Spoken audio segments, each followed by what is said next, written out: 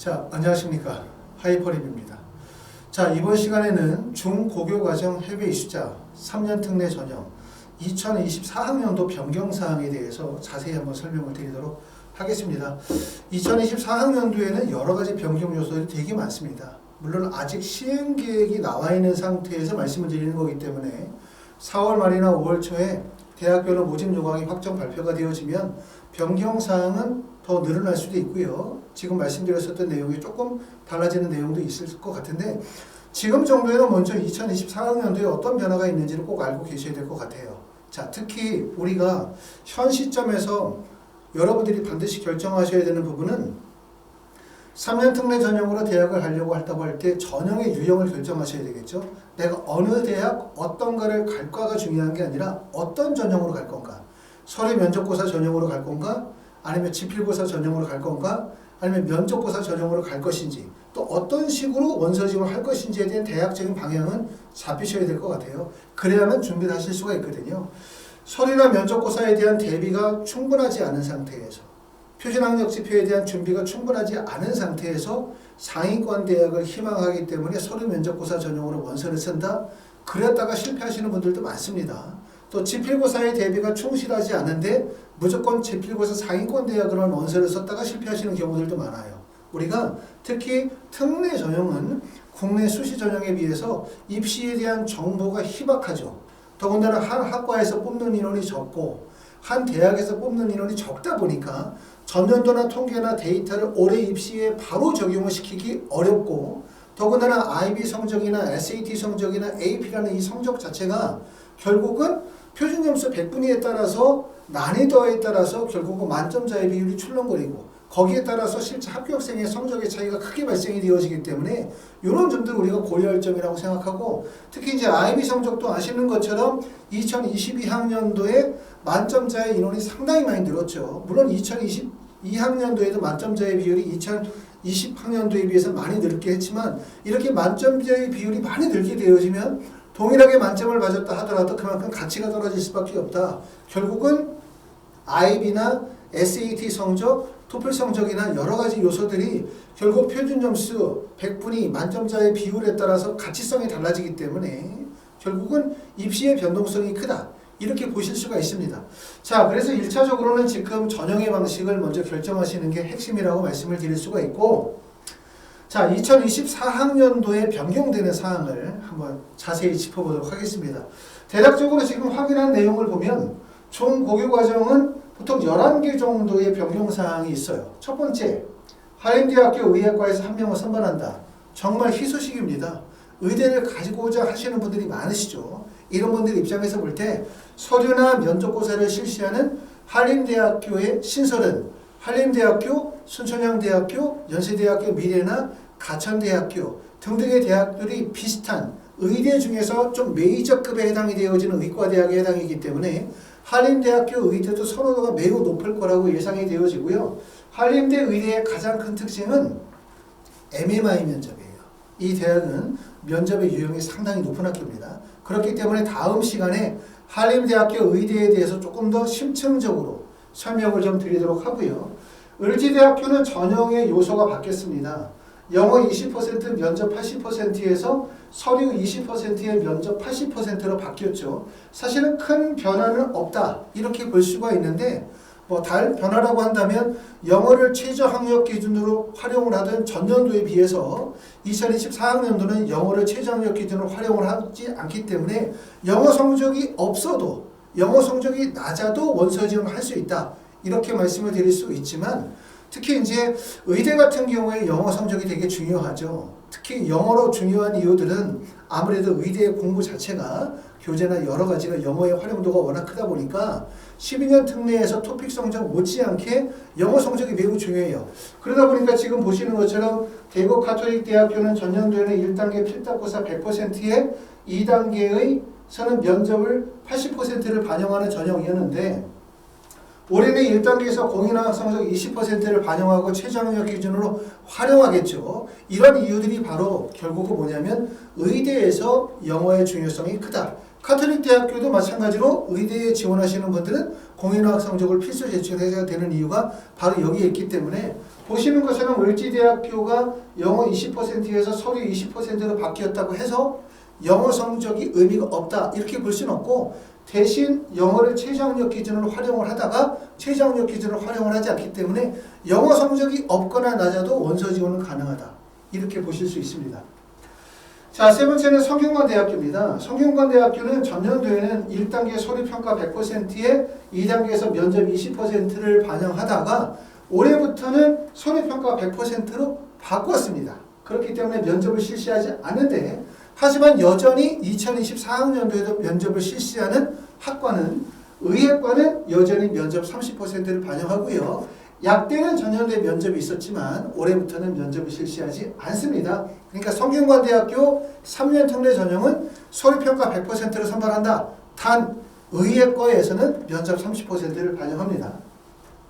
우석대학교는 모집인원의 변동이 있습니다. 약학과 같은 경우는 4명의 모집인원에서 모집인원이 2명으로 줄었고요. 그 다음에 반영되는 교과목이 전년도에는 지필고사에서 국어와 생물 2개 과목만 반영을 하다가 올해부터는 국어, 생물, 화학 이렇게 3개의 과목의 지필고사를 보게 되어집니다. 자, 5번째는 대구카톨릭대학교는 좀 전에 말씀을 드렸던 것처럼 1단계에서 필답고사 100%에 2단계에서 면접, MMI 면접을 진행했는데, 이 필답고사는 아시는 것처럼 생명과학이나 화학, 지필고사죠. 그렇죠? 그렇기 때문에 이런 생명과학이나 화학과 관련된 필답고사는 준비기간이 많이 걸려요. 그렇기 때문에 면접 보기 전에 뭐 1달, 2달 이렇게 공부해야 되는 건 아니고 최소한 6개월 이상 공부를 좀 하셔야 되기 때문에, 만약에 내가 대구카톨릭대학교의 의대에 합격을 하기를 희망한다. 나는 표준학력 지표의 성적이 낮거나 학교 성적이 조금 불리하기 때문에 필답고사를 통해서 의대를 합격하기를 희망하신다라는 분들은 대구카톨릭대학교 생명과학이나 화학 지필고사를 지금서부터 잘 준비하시면 될 것 같고요. 대구카톨릭대학교는 1단계에서 영어 성적 20%가 반영이 되어집니다.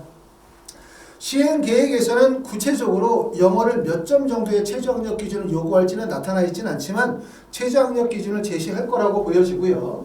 자, 6번째는 숭실대학교죠. 숭실대학교는 지필고사에서 서류평가 100% 전형으로 바뀌었습니다.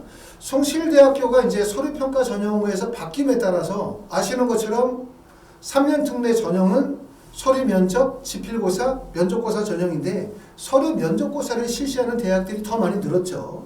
종전에는 연세대, 고려대, 서강대, 성균관대, 한양대, 중앙대 정도까지가 서류 면접고사 전형이었다가 여기에 이화여대 들어오고 한국외대 들어오고 그리고 국민대학교 들어오고 그리고 또 올해 숭실대학교 들어가고 또 여대들 중에서는 서울여대나 덕성여대가 들어가니까 상위권 대학, 중위권 대학, 하위권 대학의 폭이 넓어지니까 더군다나 서류 전형에서 모든 대학이 2024학년도부터는 자기소개서를 제출하지 않기 때문에 서류 전형의 학생들이 많이 몰릴 가능성이 높아요. 그렇죠? 제가 이 점을 여러 가지로 말씀을 드렸기 때문에 서류 전형의 대학의 폭이 넓어진다는 것은 유리하기만 한 것이 아니다. 서류 전형의 대학의 폭이 넓어지고 서류 전형에서 자기소개서가 반영이 안 되면 서류 전형에 많은 학생들이 몰릴 가능성이 높아요. 원서 지원이 수월하고 내가 가고 싶은 대학이 바로 거기에 있죠. 그렇기 때문에 경쟁률이 높아지면 결국 등급컷이 높아지게 되고 불합격할 가능성이 높다. 이 점을 말씀을 드렸기 때문에 서류 전형도 중요하지만 지필고사 전형에 대해서 꼭 관심을 가져야 된다라고 말씀을 드렸습니다. 자, 동덕여대도 전 모집 단위에서는 면접고사 100%에서 서류평가 100%로 바뀌었으니까 동덕여대, 서울여대, 그 다음에 보시는 것처럼 덕성여대가 다 서류평가 100% 전형으로 바뀌었겠죠. 예체능 계열만 실기 60%에 면접 40%에서 실기 100% 전형을 실시합니다. 삼육대학교는 면접고사 100% 전형에서 서류평가 20%에 면접 80%로 바뀌었어요. 그렇죠? 의미는 크진 않아요. 면접고사 100%라고 해서 그냥 면접으로만 뽑는다 이렇게 이야기는 좀 어렵죠. 면접고사 100%라 하더라도 기본적으로 3년 특례의 자격 조건과 관련이 되어진 서류를 제출하게 되어져 있잖아요. 지필고사 전형에서도 자료 제출이 이루어지고 면접 전형에서도 자료 제출이 이루어지고 이 자료 안에서는 초중고등학교 특히 고등학교 때의 성적증명서가 반드시 제출이 되어지기 때문에 결국은 뭐냐면 성적이 어느 정도 반영이 된다고 이해하시는 게 좋습니다. 그렇게 보실 수가 있고요. 한국 외대는 모집 인원의 변동이 있습니다. 서울 캠퍼스에 33명, 글로벌 캠퍼스에 34명이었는데 서울 캠퍼스에서 모집 인원이 41명으로 늘었고요. 글로벌 캠퍼스는 26명으로 인원이 줄었습니다. 한양대 에리카는 선발하는 방식의 차이가 있는데 지원학과 소속 단과대학별 모집에서 지원 학과별 모집으로 변경이 되어졌죠. 이렇게 되면 이제 학과에 따라서 학과의 선호도에 따라서 입결의 차이가 발생이 되어질 수 있기 때문에 내가 원서를 쓸 때 지필고사의 강점이 크지 않으신 분들은 조금 더 하위 학과를 쓰게 되면 경쟁률도 낮고 합격할 가능성도 그만큼 높아질 거라고 생각합니다. 11번째는 차의과대학 같은 경우는 3년 특례 전형과 12년 특례 전형에서 올해부터 2024학년도부터는 약학과를 선발하지 않습니다. 여기까지가 2024학년도의 변경사항이라고 말씀을 드릴 수가 있어요. 특히 특례는 국내 입시보다 좀 변동사항이 많아요. 전체적으로 변경이 이루어지는 부분이 특례가 국내 입시와 거의 비슷한 경향으로 가고 있다. 이렇게 보기 때문에 특히 지필고사의 출제 경향도 EBS 교재에 대한 반영 비율, 활용 비율이 점점 높아지고 있기 때문에 예전에는 특례 지필고사다. 그럼 어떻게 했습니까? 특례 지필이라는 영역이 따로 있고 수능이라는 영역이 별도로 있었기 때문에 특례라는 교재를 활용해서 공부해야 했지만 요즘에는 대부분 다 수능에 대한 영역별 반영 비율이나 수능 교재의 출제 비율이 높아지기 때문에 사실상 특례 공부가 수능 공부다 이렇게 해도 말씀을 드릴 수가 있어요. 그렇기 때문에 전에도 말씀을 드렸던 것처럼 만약에 내가 특례를 지필고사로 준비한다. 지필고사로 경희대학교, 건국대학교, 동국대학교, 숙명여대 등의 지필고사를 준비한다. 이런 분들은 조금 더 내가 지필 공부를 좀 더 열심히 하자. 이런 마음을 가지면 지필 공부에다가 수능체제를 연계해서 공부하시면 수능체제라고 할 때 2개 영역 등급합이 5나 3개 영역을 반영하는 대학으로 수능체제로 충족하게 되어지면 경희대학교, 건국대학교, 위쪽 대학이라고 할 수 있는 이화여대나 또는 연세대나 고려대에 합격할 수 있는 가능성이 있어요. 결국은 특례의 공부, 특례와 그 다음에 수능이 서로 어떤 정도에 있어서는 유사한 경향성을 많이 보여주고 있기 때문에 예전에 비해서는 특례 공부하면서 수능 공부를 연계해서 하기가 조금 더 수월해졌습니다. 자, 대학별 핵심적인 사항에 대해서 볼 텐데 말씀드렸었던 11개의 요소들 중에서 한림대학교 의대과 그 다음에 숭실대학교 2개만 조금 더 중점적으로 설명을 드려보려고 합니다. 한림대학교는 지금 보시는 것처럼 2024학년도에 중고교 과정에서 의예과를 1명을 선발합니다.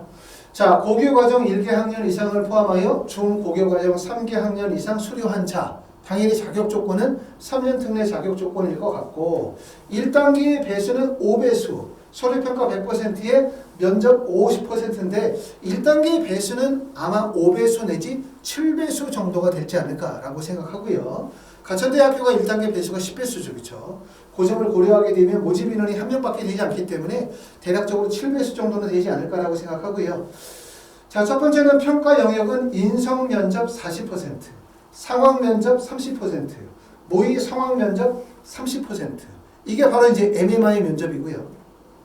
평가 항목에서는 학업 성취 역량 40%, 인성 30%, 적성 30%를 반영하고 총 30분간 면접을 보게 되고 각 면접실당 10분 내외로 면접을 보게 됩니다. 그러니까 10분 정도는 인성 면접, 10분 정도는 상황 면접, 10분 정도는 모의 상황 면접을 본다는 얘기죠. 3개의 평가 요소, 3개의 방에서 여러 가지 다양한 요소들을 평가하고 이를 통해서 학생을 선발하기 때문에 결국 면접의 영향력이 크다라고 말씀을 드립니다. 자, 필수 서류에서는 고등학교 재학 성적 또는 SAT나 A레벨 등 공인학력 평가 성적이 반영이 되고요. 추가 서류에서는 활동 보고서, 그 다음에 공인 어학 성적은 추가 서류에 해당이 되기 때문에 서류 평가에 다른 대학과 동일하죠. 말씀을 드렸던 것처럼 이게 이제 기본적으로 한림대학교 전형의 방법입니다. 자, 한림대학교 학교생활 우수자 입시 결과를 한번 보도록 하겠습니다. 이거는 한림대학교가 올해 처음으로 3년 특례 전형에서 의예과를 선발하고 있기 때문에 한림대학교 수시 전형, 학교생활 우수자 전형에서 실제 어떻게 뽑히냐, 한림대학교는 어떤 학생들을 뽑느냐, 이런 부분들을 우리가 유추해 보기 위해서 한림대학교 수시 학교생활 우수자 전형의 입시 결과를 한번 보도록 합니다. 한림대학교는 수시 전형에서는 학교생활 우수자, 학생부 종합전형이에요. 학생부 종합전형에서 21명을 뽑고 지역인재 전형에서 16명, 기초생활에서 2명, 정시에서 37명을 뽑아서 전체 모집 인원은 78명 정도 되기 때문에 의대 선발 인원은 꽤 많은 학교에 해당이 되고요. 2022학년도에 경쟁률을 보면 23명 모집에 504명이 지원해서 21.90, 충분율이 39%인데 여기서 주목할 점은 뭐냐면 합격생의 평균 성적을 보니까 평균 내신 성적이 1.37이에요. 그리고 보니까 70% 합격생의 성적이 2.49가 되죠. 그럼 결국은 뭐냐면 합격생들 간의 내신 편차폭이 크다. 다시 말하면 평균이 1.37이면 최초 합격자의 성적은 당연히 1.1이나 1.2가 되겠죠. 그러면 최초 합격자의 성적이 1.1이다. 마지막 합격자의 성적이 2.49 정도의 내신 성적이 된다면 한림대학교는 다른 대학에 비해서 내신 폭이 큰 거예요. 내신 폭이 크다는 얘기는 무슨 뜻이냐면 교과 성적 외에 비교과 여러 가지 요지들이 종합적으로 반영이 되어진다. 이렇게 보시기 때문에 우리가 3년 특례 전형으로 원서를 쓸 때 한림대학교에서 주목할 점은 뭐냐면 학교 GPA 성적도 중요하지만 표준학력 지표라고 하는 거 IB 성적이나 SAT 성적이나 AP 성적, 공인어학 성적도 중요하고 그 다음에 중요한 요소들은 공인어학 성적도 중요하고 그 다음에 중요한 요소는 의학과 관련이 되어진 여러 가지 동아리 활동, 또 여러 가지 봉사 활동, 학교 내의 활동, 그 다음에 이제 면접 이런 기타 요소들이 매우 중요하다 이렇게 보시기 때문에 서류에 대한 준비를 좀 잘 하셔야 되겠다라는 생각이 듭니다. 자, 이렇게 보실 수가 있고요. 자, 세 번째는 중고교과정 해외 이수자의 의대 전형의 유형을 한번 보도록 하겠습니다. 한림대학교가 이제 여기에 들어가겠죠. 여기 서류 면접고사 전형에. 그렇죠? 우리가 대부분 이제 3년 특례 전형으로 의대를 가시려고 하시는 분들은 상위권 대학이 대부분 서류 면접고사 전형으로 선발하기 때문에 상위권 대학을 희망하겠죠. 이 상위권 대학은 서류 면접 전형입니다. 서류 면접 전형으로 들어가려면 반드시 뭐가 필요하냐면 표준학력 지표가 필요해요. 표준학력 지표.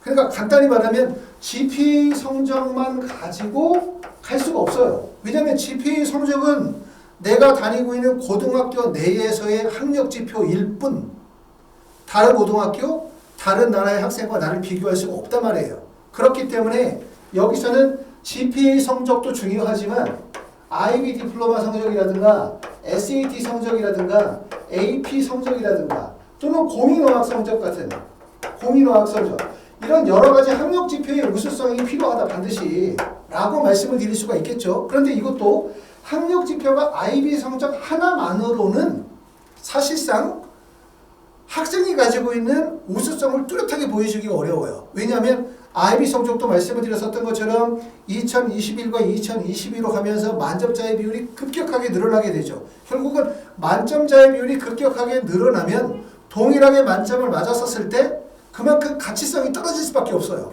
그러므로 이런 시험들은 표준 점수 100분위가 반영이 되어지는 점수이기 때문에 결국은 가치의 변동성이 발생이 되어질 수밖에 없다. 따라서 어떻게 해야 되냐면 IB를 공부하면서 SAT 성적이 부가적으로 따라야 되겠죠. 또는 AP 성적이 따르고 공인어학 성적이 따르고 상위권 대학의 의과대학을 가시는 분들은 IB 성적 하나만 있는 분들은 사실상 없습니다. 대부분의 분들이 IB나 SAT나 AP나 공인어학 성적을 수반하는 경우들이 많아요. 물론 IB, SAT 성적은 있는데 AP 성적이 없는 경우도 물론 있어요. 또 IB 성적에 AP는 있는데 SAT가 없는 경우도 있어요.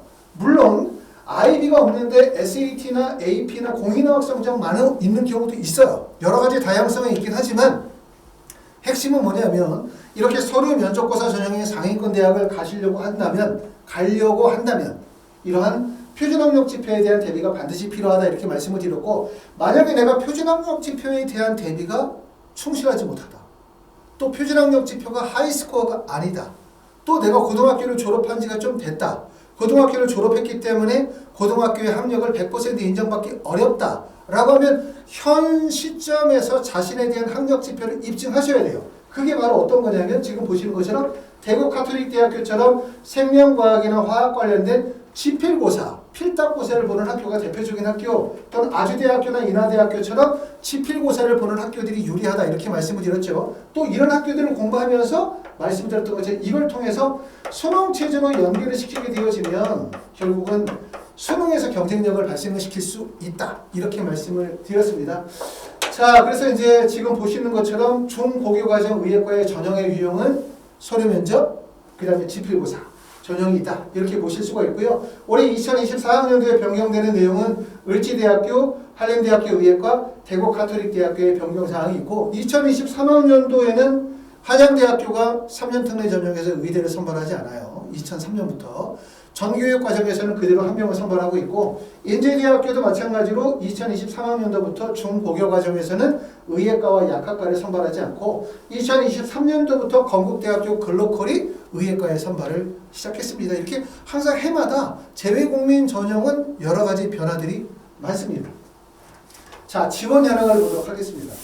보시는 것처럼 지원 현황은 의대의 전체적인 경쟁률은 대략적으로 볼 때 연세대학교가 2명 모집에 32명을 지원해서 16대 1, 가톨릭대학교가 15대 1, 성균관대학교 18대 1, 고려대학교 20대, 아주대학교 21대 1, 인하대학교는 43대 1이었어요. 그렇죠? 중앙대학교는 16대 1, 그 다음에 순천향대학교 15대 1 정도 보니까 대략적인 경쟁률은 한 16대 1 정도 된다. 이렇게 보시기 때문에 사실 경쟁률은 아주 높다고 볼 수는 없어요. 16대 1의 경쟁률에서 실질 경쟁률이 얼마냐를 생각해보면 경쟁률이 낮아질 거고 또 16대 1의 경쟁률이라 하더라도 다단계 전형이다 생각해보면 1단계에서 만약에 7배수를 골라낸다. 그럼 사실 1단계를 통과하면 2대1 정도의 경쟁률이 되는 꼴이잖아요. 그렇죠? 1단계를 통과할 가능성이. 그렇기 때문에 그렇게 높은 경쟁률이라고 저는 생각이 되어지진 않고 한림대학교는 서류 면접고사 전형이기 때문에 보시는 것처럼 연세대, 가톨릭대, 성균관대, 고려대,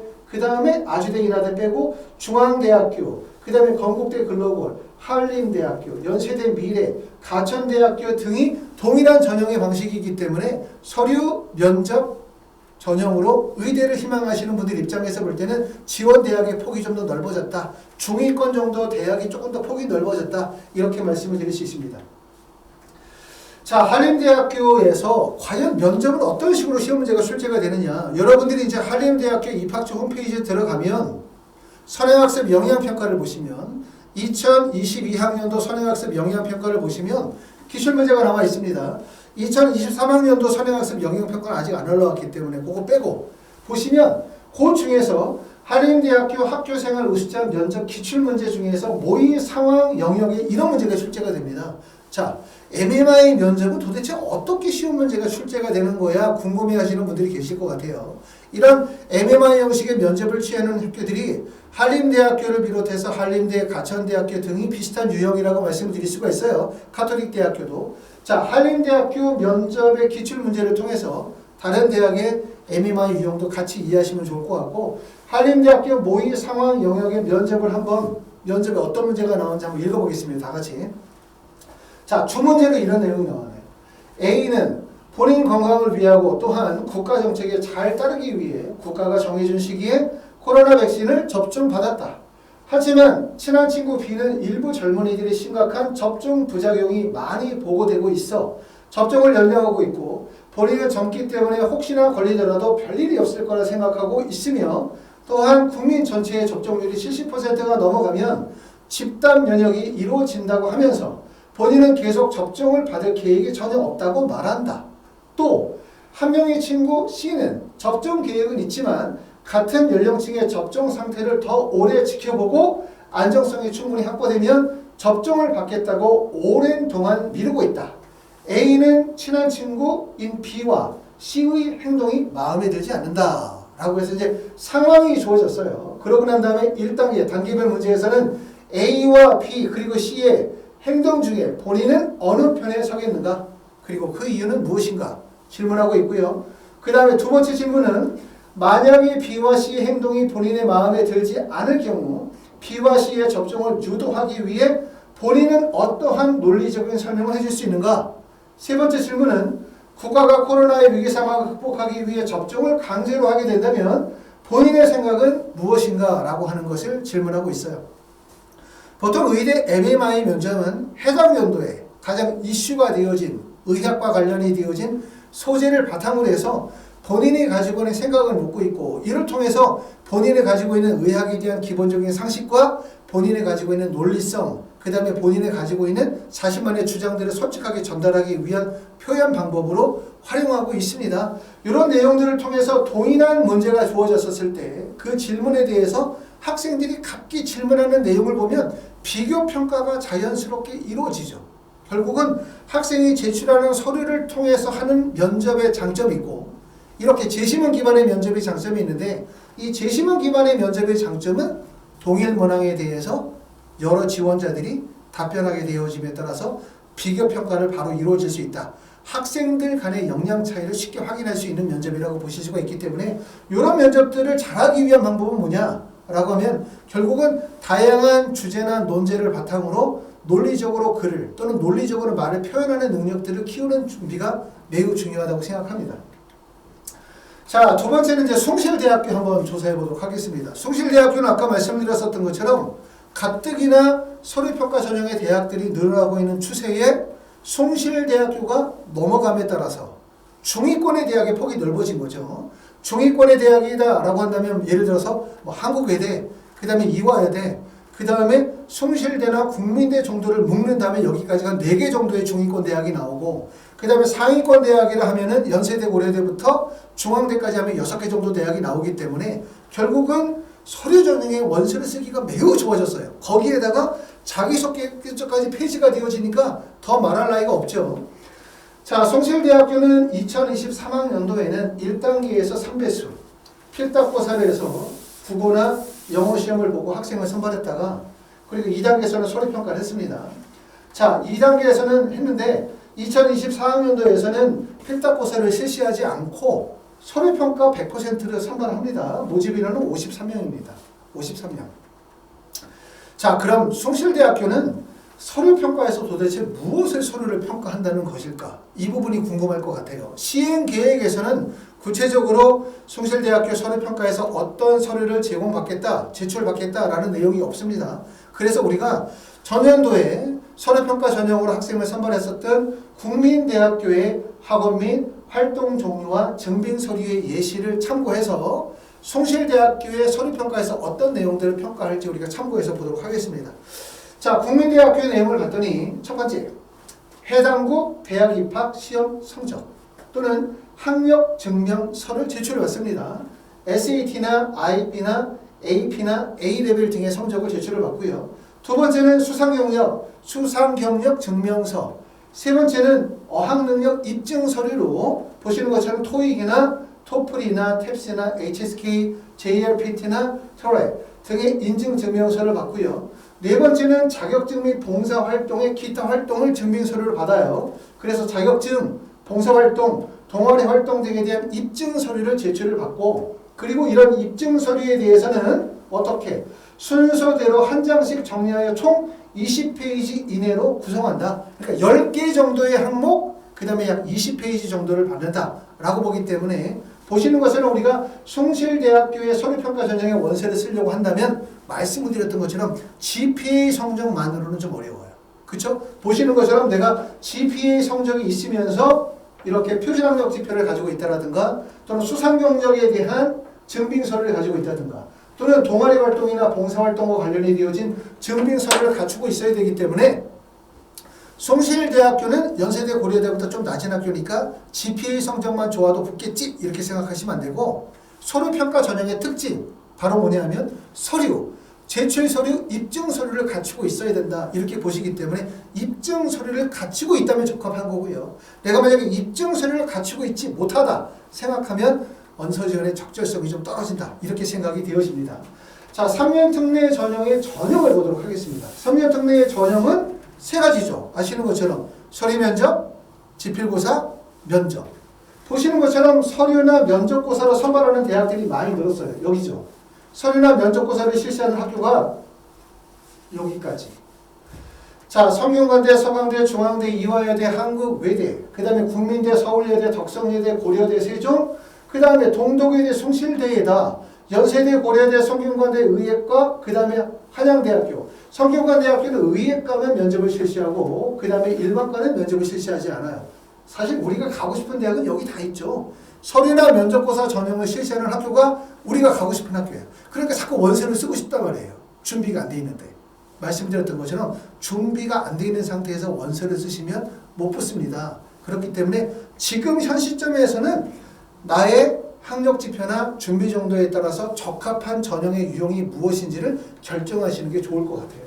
그 다음에는 여기 보시면 쫙 여기까지가 있는 학교, 여기네요. 여기서부터 여기까지가 있는 학교가 지필고사를 실시하는 학교죠. 지필고사도 대학이 많습니다. 경희대, 건국대, 동국대, 숭령여대, 숭실대. 숭실대학교는 지필고사 X. 여기 때 이렇게 갔습니다. 이렇게. 그 다음에 단국대, 아주대, 인하대, 가톨릭대학교 간호학과, 한양대니까 홍익대학교가 다 지필고사를 실시하고 또 세종대학교도 지필고사를 실시하는 학교들이에요. 대학은 많은데 첫 번째 상위권 대학을 희망하시는 분들이라고 한다면 연세대, 고려대, 서강대, 성균관대, 한양대, 중앙대, 이화여대를 희망하시는 분들이라면 왠지 지필을 준비하기가 꺼리죠. 왜? 가봤자 어디야? 경희대, 건국대 이렇게 생각하시는 분들이 계시지만 물론 경희대, 건국대도 정말 높은 대학입니다. 특히 3년 특례 전형이 아니라 수시로 생각하거나 정시로 생각하면 정말 하늘만큼 높은 대학인데 대학을 높게는 가고 싶은데 내가 서류 준비는 안 돼 있고 어쩔 수 없이 지필로 원서를 써야 된다 라고 한다는 분들은 지필을 준비하시면서 여기다가 말씀드렸던 것처럼 뭐를 준비해라? 수능체제를 연계해서 준비하게 되면 상위권 대학을 갈 수 있다 이렇게 말씀을 드렸죠. 그렇기 때문에 지필고사와 수능체제를 연계하는 방식을 생각해 보시면 되고 이렇게 연계할 수 있는 이유 중에 하나가 뭐냐? 특례가 예전에는 특례 영어, 특례 수학, 특례 국어 별도 영역 있고 별도의 교재를 공부해야 됐지만 요즘에는 수능과 EBS 교재와 연계 비율이 높아요. 그렇기 때문에 EBS 교재 하나를 가지고 공부하면 특례도 준비가 될 수 있고 그 다음에 수능 체조도 준비가 될 수 있다는 장점이 있다는 점. 요점이 공부의 연계성을 맺을 수 있는 이유라고 생각합니다. 자, 경쟁률의 변화를 한번 보세요. 경쟁률의 변화를 보면 어떤 점들을 느낄 수 있냐면 서류 전형으로 올해부터 실시하는 숭실대학교 또 서류 전형으로 작년부터 선발했었던 대학들이 서류 전형으로 옮겨감에 따라서 지필고사에서 서류 전형으로 넘어가면서 경쟁률이 얼마나 상승했는지 결국은 서류평가 전형이 얼마나 위험하고 경쟁률이 높고 합격이 어려운지를 보여주고 있습니다. 자, 특히 보실 부분은 뭐냐면 이화여대 한국외대를 한번 볼까요? 자, 이화여대 한국외대는 지필고사에서 서류평가 전형으로 바뀜에 따라서 경쟁률의 변화가 어땠나? 이화여대는 2022학년도의 경쟁률이 3.77. 자, 2021학년도에는 3.73이었다가 이화여대가 2023학년도 서류 전형으로 바뀌면서 6.16 바뀌었어요. 3.대의 경쟁률에서 6점대의 경쟁률로 바뀌었으니까 거의 2배 가까이 경쟁률이 오른 거 아닙니까? 자, 한국외대는 어떤가? 한국외대는 전년도에는 5.30, 5.09의 경쟁률이었다가 작년도에 경쟁률이 8.36으로 올랐기 때문에 이것 또한 경쟁률이 매우 크게 경쟁률이 상승을 했습니다. 국민대학교 보면 국민대학교는 6.02의 경쟁률에서 8.17의 경쟁률이기 때문에 경쟁률이 그만큼 엄청나게 올라간 거죠. 그러면 숭실대학교 3.77이다. 그럼 과연 올해는 어느 정도 경쟁률이 될 가능성이 높냐? 최소한 2배 정도의 경쟁률. 다시 말하면 3점대의 경쟁률에서 6점대의 경쟁률로 상승할 가능성이 상당히 높아요. 왜냐하면 숭실대학교가 약간 중위권 대학으로서의 선호도가 높은 지점이잖아요. 그렇기 때문에 많은 학생들이 몰릴 가능성이 높다. 그래서 누누이 말씀을 드리지만 서류평가 전형에 대한 대비가 계신 분들은 서류평가 전형으로 원서를 쓰시면 좋지만 서류평가 전형에 대한 준비가 되어져 있지 않으신 분들, 증빙서류, 표준학력 지표에 대한 준비가 되어져 있지 않으신 분들은 어떻게? 지필고사를 꼭 연비해 보셔라. 이렇게 좀 말씀을 드리고 지필고사를 준비하시면서 내가 재수생이다 라고 한다면 수능 체제와 연계해서 상위권 대학을 수시 전형에서 노리는 방법, 이게 하나의 전략이라고 생각합니다. 자, 보시면 특히 이제 수능 체제를 연계해서 상위권 대학을 공략한다 라고 생각할 수 있는 대학교가 첫 번째는 연세대학교 활동우수형이에요. 연세대학교 활동우수형이 가지고 있는 장점은 뭐냐? 이렇게 말씀을 드리면 첫 번째는 수능 체제가 하나의 장점이라고 말씀을 드릴 수가 있겠죠. 자, 인문계열은 수능 체제가 2개의 과목 등급합이 4입니다. 영어 3등급 맞으면 돼요. 다시 말하면 영어 3등급 맞고 영어를 뺀 나머지 과목에서 2개 영역 등급합 4를 맞으면 되는 얘기이기 때문에 수능 체제가 그렇게 높은 구간이라고 말씀을 드릴 수가 없죠. 또 하나의 장점은 면접 일자가 수능 시험 보고 난 다음 날 바로 면접을 봐요. 그렇기 때문에 국내 고등학교 학생들 입장에서 볼 때는 면접을 준비할 수 있는 시간적인 여유가 없죠. 그런데 만약에 내가 특례 재수생이거나 아니면 특례로 내가 원세를 쓰시는 분들이고 그분들이 5월이나 6월 정도에 고등학교를 졸업하고 국내로 들어온다면 6월부터 시작해서 11월 달까지는 시간적인 여유가 좀 있어요. 그렇죠? 그렇기 때문에 수능 공부하면서 면접 준비를 같이 고려할 수도 있다는 점, 이런 점이 장점이라고 말씀을 드릴 수가 있고, 또한 보시는 것처럼 경쟁률 자체를 한번 봅시다. 1단계의 배수가 보신 것처럼 3에서 4배수 정도다 라고 말씀드려요. 자연계 같은 경우는 4배수, 그 다음에 인문계 같은 경우는 3배수인데, 보시면 기계공학과다 라고 하면 기계공학과를 18명 모집할 때 경쟁률이 12.28의 경쟁률이면 1단계 4배수 생각해보면 결국은 3대1의 경쟁률. 높지 않아요. 그리고 합격생의 내신 성적을 보면 1.8에서 2.11, 2.1 정도의 내신 성적이기 때문에 사실 이 정도의 내신 성적이라면 낮은 내신 성적이에요. 2.1 정도로 연세대학교를 간다. 말이 안 되지. 왜? 동덕여대나 서울여대도 수시로 대학 가려고 하면 대부분 1점대 후반이나 2점대거든요. 이렇게 내신이 낮은 이유는 바로 수능 최저가 걸려있기 때문에 내신이 낮은 거예요. 이런 점을 장점으로 보실 수가 있고, 또 하나는 이화여대 한번 봅시다.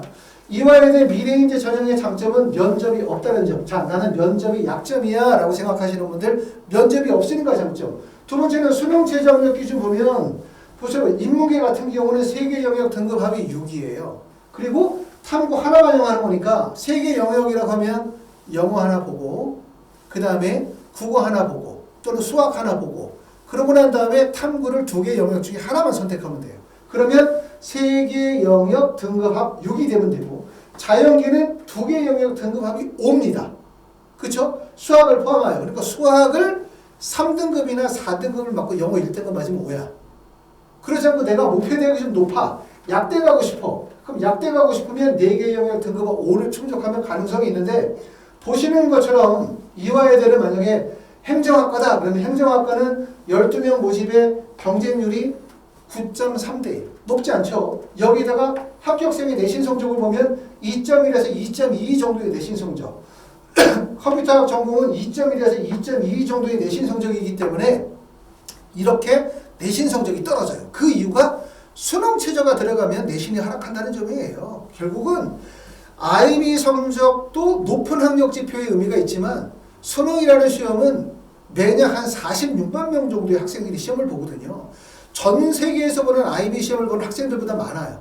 그리고 수능의 만점자가 작년에 3명밖에 나오지 않아요. 그만큼 수능에서 수능 체제를 충족하고 있다는 얘기는 IB 성적보다 더 높은 학업 능력에 대한 신뢰도를 보여주고 있다. 이렇게 보기 때문에 말씀드렸던 것처럼 지필고사 준비하면서 수능 체제 연계를 시킨다면 상위권 대학에 도전이 가능한 방법이다.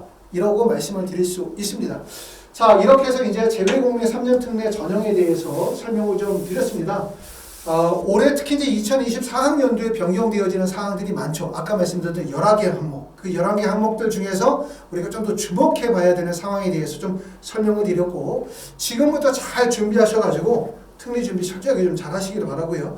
하이퍼리뷰에서는 3년 특례 관련이 되어진 지필고사, 그 다음에 입시 컨설팅, 면접의 과정들이 진행이 되고 있습니다. 이와 관련된 궁금한 점이 있으면 하이퍼리뷰로 연락 주시면 제가 자세히 상담드리도록 하겠습니다. 자, 여기까지 말씀드렸고 감사합니다.